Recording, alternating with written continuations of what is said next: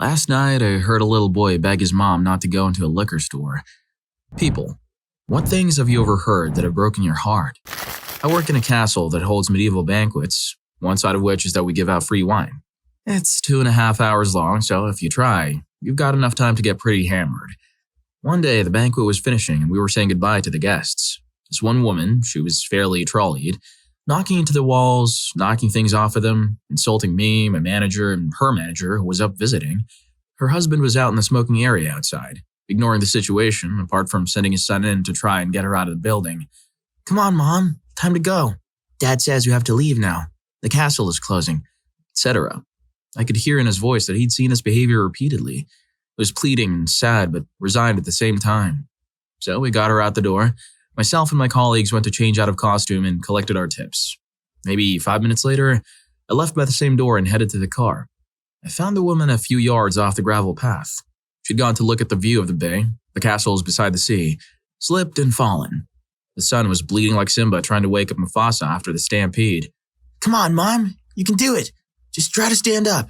I know you can, Mom. Please just try, Mom."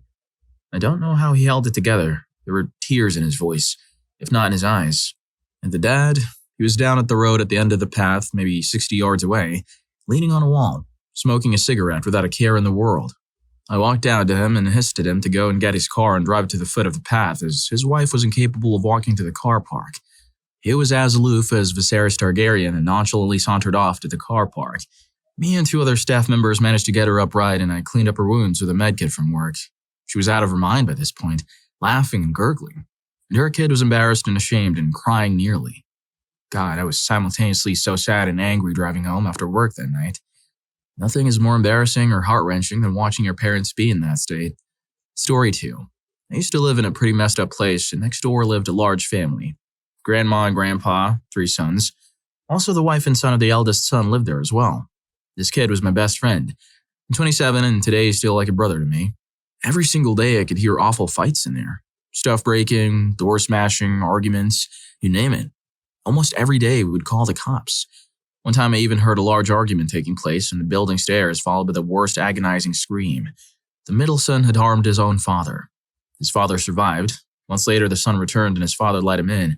At this point I should mention that every single son and also the wife were seriously hardcore substance misusers. Now that's not even the most messed up thing. To this day, it still breaks my heart when I think about what I'm going to write. It was about 3 a.m. and I heard the unmistakable sound of yet another fight. Yet this one seemed different. I could hear my best friend crying. He usually hid in his room and I never heard him during these fights. I rushed through the door and looked through the peephole.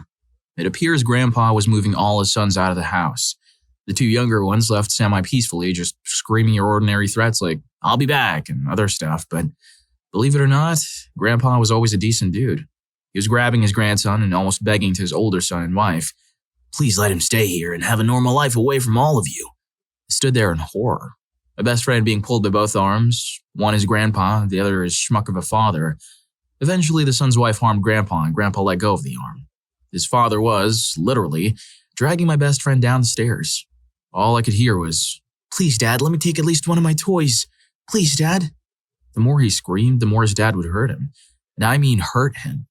At this point, my parents were already up and had called the cops and tried to intercept the schmuck. They screamed at him to let the kid go.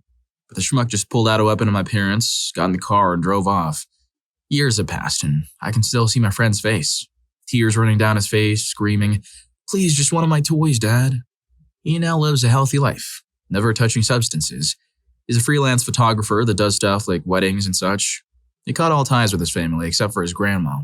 His grandpa passed away when we were in middle school. Both of his parents are still misusers that are in and out of jail. I should mention that his father brought him back to his grandparents a couple of days later.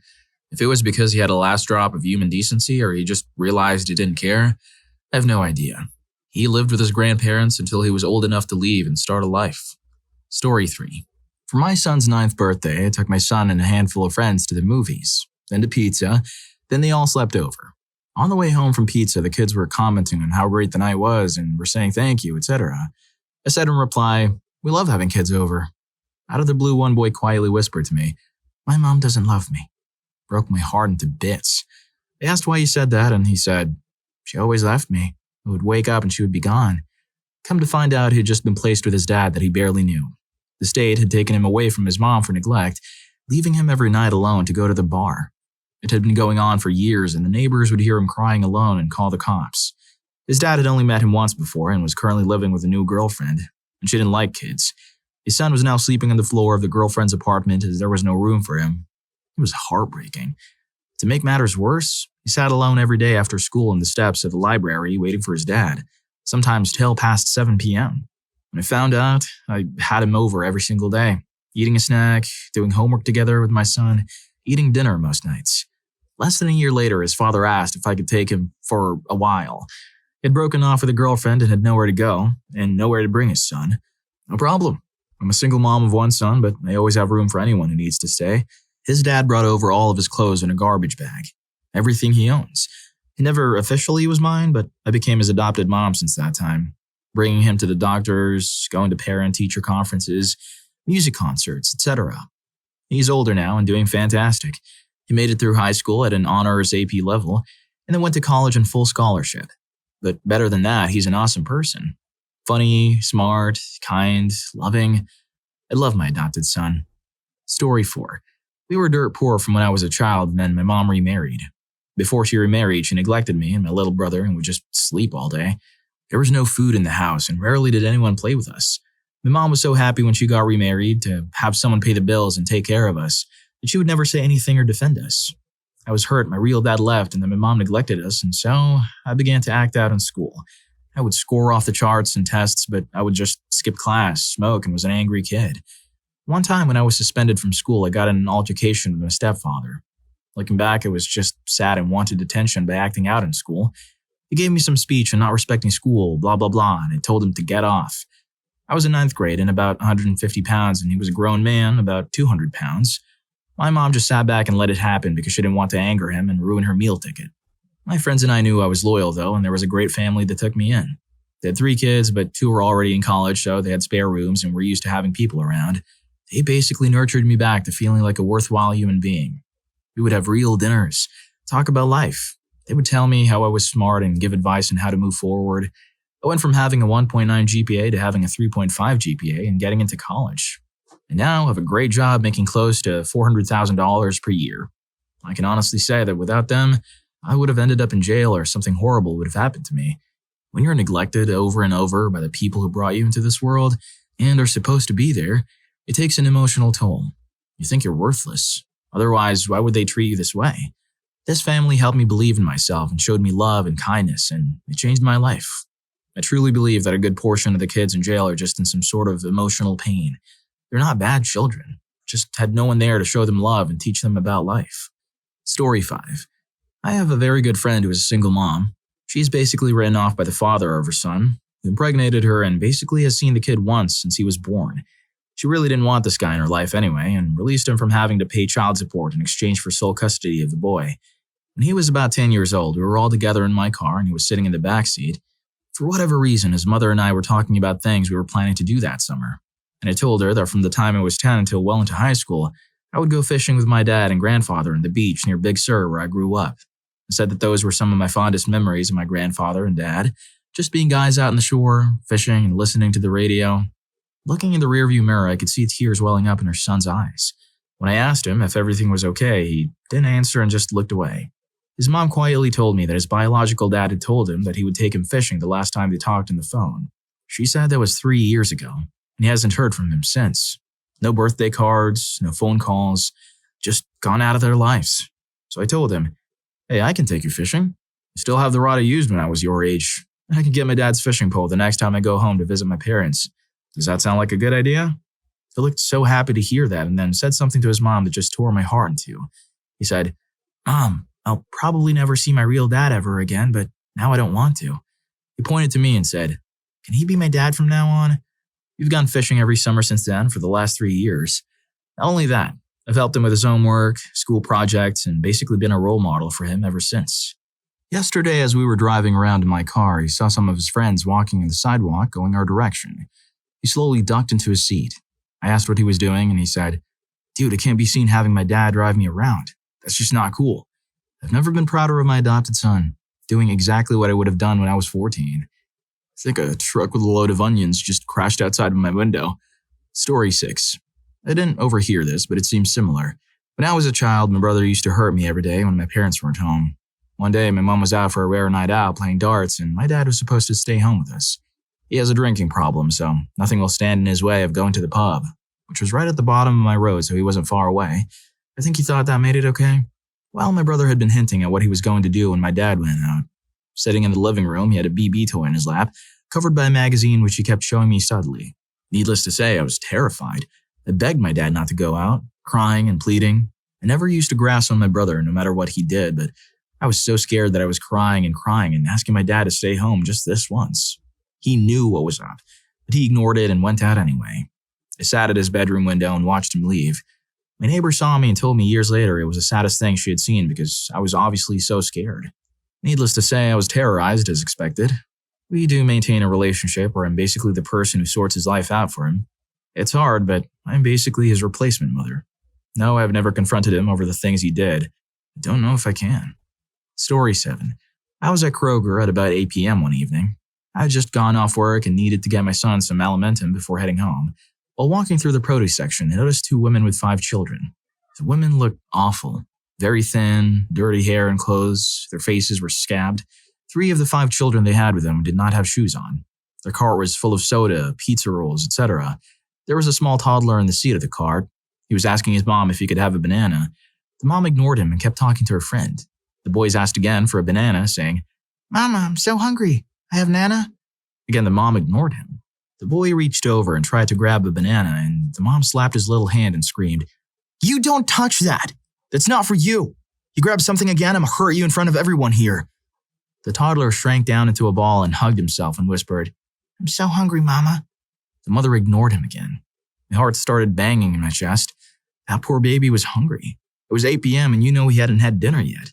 Hell, by the looks of his mom, he may not have eaten at all that day. That woman was pushing around a cart full of trash and didn't want to spend a lousy 25 cents on a piece of fruit for a kid. I followed that woman around the entire store with my cell phone set to take a picture, waiting for her to hurt her kid again. I fantasized about grabbing the little guy and taking him home and giving him a bath, clean clothes that fit, and feeding him a hot meal.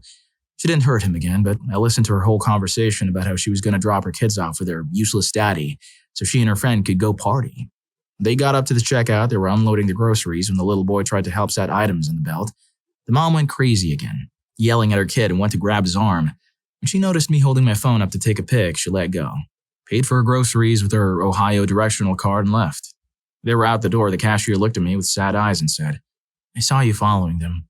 Too bad you didn't get that picture. Some people should not be allowed to breed." I did follow them outside and saw them getting on the city bus. I went back into the store to pay for my goods and asked the clerk if there was any way to look up the last customer because of the shopper's cards they use. I did get her name and called CPS. I was told, "We will look into it." I never heard anything else. In the state of Ohio, you're allowed as a parent to discipline your children. It is only considered mistreatment if you leave bruises. Sad, isn't it? I did what I could. Her name is in their system now. I went home and cried as I rocked my son, thinking about that hungry little boy and wondered if he ever got dinner. I just don't understand how these people are able to have kids so easily. And there are couples who are hardworking and can provide love, support, and proper care for a child, but have a hard time trying to have kids. Sometimes they cannot have kids of their own. It makes no sense. It makes me very mad. Story 8. I'm a cashier at a grocery store.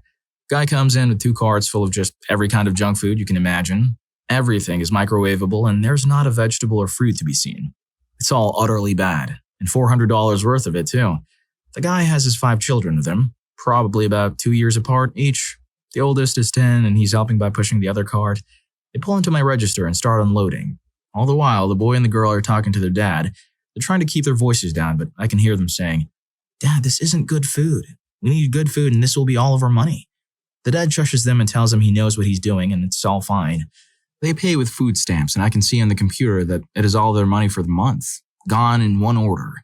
The boy is on the verge of tears while he's pushing the cart, telling his dad that none of this will last them and now they don't have any more money. Story 9. I was at the toy store one Christmas, buying presents for my family with my friends. I was in the small boys' toy section, was looking at some toy soldiers for my cousin. I hear a young mother and her son talking quietly. As they walked slowly by, looking at everything, I heard the son say, "Look, Mammy, the man is buying presents. Can we buy some too?" And the mother replies softly with a tear at her eye, "No, sorry, Aiden, we need money for food." The kid didn't even seem disappointed. Probably so used to not getting anything, he just carried on walking. I was so upset I immediately checked out and caught up with him and gave the little boy the toy soldiers. He was so happy. I thought the mother would say no, as they usually do in these types of situations, but she saw how happy her boy was. She just said thank you with tears of joy this time. Yeah, I told you all about something good I did. I'm a schmuck. But I couldn't go home knowing that kid had nothing. Story 10. I worked in a cancer hospital for an external company that made and delivered chemotherapy. I used to take medicines to all the different wards, including the kids' ward. There was this kid, about 10 or 11. In there, they used to play pool all day, every day.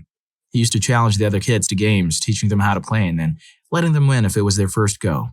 I used to go to that ward about 3 times a week, and he was always there doing the same routine.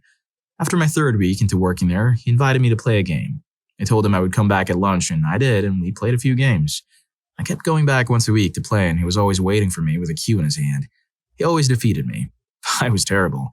I kept up this routine for a few months while working there, and then I had to leave and find a different job. I was on a temporary contract. I told him, and he asked me if I knew anybody else he could play with. I told him that he had plenty of friends here, and he accepted that answer. I went back a month later to cover for someone on leave, and I went down to the children's ward. There was no kid, no queue, not even a pool table. There was, however, a plaque on the wall dedicated to the best pool player I'd ever seen. Press F in the chat, boys.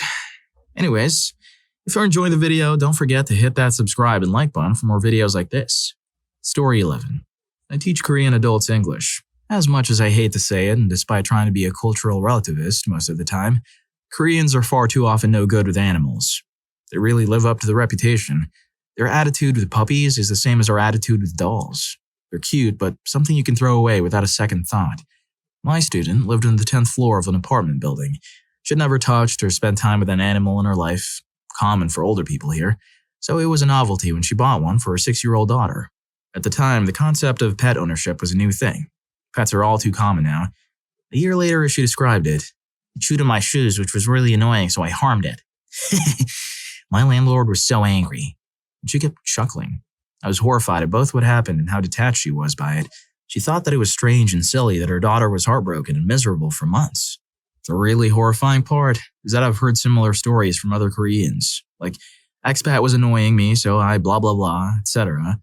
I'm not trying to point out Koreans specifically, as I'm sure some countries are much worse. China. But I always thought that some things were universal. It was heartbreaking to discover how cruel some people could be without knowing it. Just thinking about animals being hurt makes me sick. I honestly don't understand people. To help me get through that class without tearing up, I thought up a mental image of a really big dog doing the same thing to her and then laughing to other dogs about it. Story 12. Probably going to get buried and not really something I overheard, but I was at the local supermarket at around 9 p.m. after working, picking up some groceries. While I was in line waiting to pay for my stuff, this lady, maybe in her 50s and looks like the stereotypically really friendly or loving aunt or mother, was in front of me. Come her time to get her items scanned and paid for, she's taking a little while, grabbing items out of her basket. I don't really pay attention as I just wanted to get out of there. But when she starts to pay, I notice she's got some slight hand tremors and is having a little difficulty getting money out of her purse. I still don't really pay it much heed. However, when the cashier hands her change, her hands are really starting to tremor noticeably. She's having trouble putting the money away. I'm looking at her putting the money away just out of curiosity, still feeling nothing. But then she looks up at me, with this apologetic look tingled with sadness, and it strikes me. It hits me like a brick wall. I'm stunned, just staring at her in this look. She probably thought I was going, "What in the world is taking so long?" I don't even smile or say anything, and she goes back to grabbing her items and walking out. After gathering my senses, I start to get a tear in my eye. This poor woman, alone in the grocery store having slight trouble with groceries, but because of a sinister, slow, but sure infliction that will eventually control the rest of her life, I just wanted to hug her and say sorry for making her think I was annoyed. I don't know exactly what was going on in my mind, but my heart literally just broke as soon as she looked at me, and I realized what was happening. Just that look she gave me. No one should have to feel like that. I don't want to make someone feel like that. Christ. Story 13. This will probably get buried, but so I'm currently at a boarding school in New Hampshire. I was walking around town when I saw a mom and a son walking out of the ice cream store. The mom had an ice cream cone. The son didn't. The son said, "Mommy, why can't I get some ice cream?" She said, "Shut up and walk faster, you slowpoke. All you do is complain about what you don't have." Be thankful that you have anything." Silence from the son. About 30 seconds later, he says, "Mommy, I'm not feeling so good." "Oh, an ice cream will make you better?" "Shut up. I'm tired of your lies." And then he retched. Oh, and it's everywhere. All over him, all over the mom, all over the sidewalk, everywhere. We'll call him Steve. "Steve! What in the world is wrong with you? You have no consideration for others. I'm now covered in your disgusting mess. My new top is ruined. This is why I hate you so much. Now you're going to stay here and clean yourself on the sidewalk until it shines. Then you are to walk home. If you're not back by 10, It was only 8:45. you are in for one hell of a night. God damn it, I'm soaked in your mess. Why are you like this? I didn't raise you to be an inconsiderate little one. Ugh." Mom got in her car and drove off, kid in tears. Me and my friends go over to him and help him clean up. We ask him where he lives. He said he lives 45 minutes away by car. So that's a long walk. We asked him what he was doing here, and he said that his mom had a client meeting at his apartment. I think Reddit can guess what his mom was doing in that guy's apartment. We called a cab and we all got in and went to his house. Before we sent him in, we gave him our contact info, saying that if he ever wants to get away from his mom, he can call a cab to take him to us, and we will cover the cab. Never felt so proud of myself and my friends in my life. Story 14. I couldn't hear it, but I saw it. A family I know has been going through a tough time financially. The father wrecked his motorcycle and messed up his knee in April. He just started walking again a week or two ago. From what I understand, it's a mess because he can't really work and is generally in an angry mindset. He doesn't want anyone's charity, which is admirable, but his skill set is construction and he can't do much. The office part at work is getting renovated and he came through to talk to some foremen, I assume looking for work. When he pulled up, it was he and his son, a tall, lanky kid who was typically quiet but friendly. I saw them pull up from my office window and the dad was screaming at his son. I couldn't make out what was being said, but the dad was irate. He got out of the car, limping, and his son got out a moment later, and the dad turned around, came back empathetically yelling and gesturing so strongly, and so in his son's face. I was bracing myself for him to shove his son or hit his car or something. His son wouldn't meet his eye. After about 30 seconds of that, the dad walked inside as fast as he could. The son just stood there a moment or two and came in after. When I saw the son coming inside, I went around to the main entrance to greet him. He had already come in and was standing in the lobby, head hung, and I just went to give him a friendly greeting. "Hey, Travis. Good to see you today, man." He jumped and gave the most sincere smile, mixed with eyes shrink-wrapped in tears. It really broke me to see him either with some degree of pride, I wanted to cry in front of someone, or just being thoughtful towards others to try and put that on. They offered him a drink or asked if he wanted to come chill in my office. He wiped his face a few times and said he was good. He was just going to wait there for his dad. I talked to him another few minutes until his dad stormed out and he followed. I don't know what their conversation was about. Maybe the kid stirred up something. Maybe being short on cash and wounded was extremely irritable. I know their whole family has been really stretched, but it broke me to see him endure getting yelled at like he did and then throw a friendly smile my way right after. Story 15. I know Reddit hates religion, but I served as a missionary for 2 years in and around all of central Pennsylvania, meeting and talking with different people every day. I saw a lot of things that bothered me. The worst were always regarding children. One instance was when we were talking to a young married couple who had a toddler. It was around 9 at night, when a toddler should be in bed. But of course he wasn't. He was filthy dirty and running around. To get him to settle down, his parents gave him a bottle with Pepsi in it. Yes, Pepsi. Now I may have only been a 20-year-old guy, but I knew better than to give a toddler a Pepsi-filled bottle. Another instance that really bothered me was when we were visiting a less active member of our congregation named Julie, who was a really nice young mother of 2 boys. She was obviously bothered by something and told us a story of how her friend was a hardcore party queen and lived a wild life. It just so happened that this friend had 2 little girls who she was always complaining about, saying they were brats and would never sleep or obey her. Well, one Friday night, Julie's friend asked her if she would watch her 2 girls while she went out and partied. Julie agreed and took the girls for the night, expecting them to be as bad as their mother made them out to be. It turns out that the girls were the total opposite. Julie said when the girls arrived at her house, they were filthy, quiet, and so tired that they didn't last more than 15 minutes before they were out cold asleep. I'm talking cold to the world and sleeping as if they hadn't slept in weeks. They slept through the whole night, and the next morning she fed them breakfast and said they were the sweetest little girls she'd ever met. So nice and so polite. They told her how they liked it at Julie's house more than their own house because it was loud at night and their mother was always mean to them. She was heartbroken when her friend came to get them, and she could tell the girls absolutely didn't want to go with their mother. She told her friend how nice the girls were and that they could come over any time. The mother just rolled her eyes and griped about how they were annoying brats. Hearing the story got myself boiling for quite some time. Some people really don't deserve kids. I don't have kids of my own, but I have many nieces and nephews who I would do anything for. I couldn't imagine treating them like that. Story 16. Well, this one was more said to me than overheard. My mother-in-law had a baby and the father and her broke up at the baby's birth. I grew up taking care of him as much as I could. I took him trick-or-treating for the first time, and I still remember he was shaking from excitement because he loved Spider-Man, and I bought him a costume and a web-slinger that shot silly string. I always used to pick him up and he would act like he was web-slinging. To a kid, it seems he thought he was really doing it. I taught him how to play video games and he would get overexcited when he actually could control it. When he learned to talk, he would slip and call me daddy, and later he told me, "I wish you were my daddy." I let him know that I will never leave his side even if his sister and I break up. I've talked to him about life and just tried to teach him to be polite, responsible, and good to everyone, hoping to help him through life. He's now older and I love him so much and I'm glad I was part of his life. I sometimes think of him when he was a kid looking up at me and saying what he said. It didn't break my heart. It built it. Story 17. Not overheard, but overread. I used to work in the tutoring center at a community college as a math and science tutor. One day, a woman in her mid-20s came in and asked to see a writing tutor. I informed her that one wouldn't be in until 1 p.m. because there's less demand. She looked pretty distraught at this, and I offered to look at whatever it was over in the meantime. I'm a pretty good copy editor, but that's different from teaching someone to write better.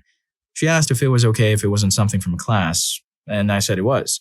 She explained it was a letter to the judge presiding over the divorce of her mom and stepdad. In it, she pleaded that custody over two much younger half-sisters be given to her stepdad, their bio dad. It was an account of a long and horrifying record of neglect, starting with a period of a few months in her childhood where the stepfather left for a week, returning to find this woman filthy, covered in excrement and insects and severely malnourished. He got back together with her mother, or so I read, just to make sure this woman was properly cared for. Although what possessed him to have 2 more children with her about 10 years later, I cannot say. It continued with a similar litany of stories, as the father raised these 3 kids single-handedly while the mother drank. It ended with a woman saying that while she managed to escape, she was terrified that if her mom got custody of her sisters, they could starve. Needless to say, someone else in the tutoring center must have been cutting onions because when I finished reading it, I had to wipe away tears. I told her that it was incredibly powerful and to, other than correcting a few commas and a dangling particle, submit it exactly as it was, with no changes in wording or structure. If that letter didn't single-handedly win her stepfather the custody hearing, I don't know what could have. And the memory of a grown woman pleading to have her little sisters kept away from their mother has stayed with me as an incredibly sad and poignant moment. Story 18. My wife and I are both deaf, and we were sitting at an airport bar close to where people walk by. We were singing to each other, and this cute kid stops in her tracks and stares at us wide-eyed. We're used to this with little kids, and sometimes adults, so we both smiled and waved at her. She suddenly signed, "You, deaf?" We both beamed and signed yes. She signed me too. Then her mother grabbed her and started yelling at her to stop signing and dragged her away. The look in the girl's face as she kept her eyes on us while she was being dragged away haunts me. I felt so bad that her mother does not allow her deaf daughter to sign. The belief that signing hinders English and childhood development has been disproven time and time again. In fact, learning sign language at an early age actually improves English skills and healthy development because it gives them a strong language foundation that carries over to learning a second language, which is written or spoken English. ASL is not simply broken English.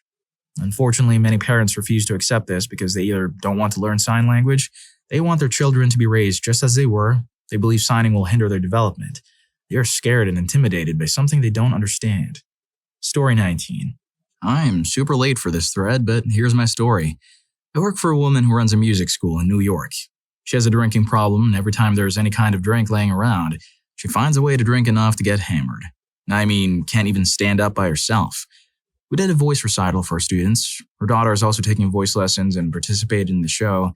We had the recital at one of the parents' houses, and the host decided to treat the guests with cheese, crackers, and wine. She showed up with her husband and a friend already buzzed, and drank so many wine glasses I didn't bother counting after a while. Both her and her husband got completely hammered. The house had a relatively small driveway, and at the end of the show, I needed to go and her car was blocking mine. I asked if they could move it, and they said, "Maybe it'll be better if you would, since you're not in the best condition to do it. You need to drive your kid home at some point, stupids." "Fine," I said, and took the keys. I moved the car and went back to the house. Her daughter meets me at the front door and says, "I'll take the keys. I don't think they should be driving like that."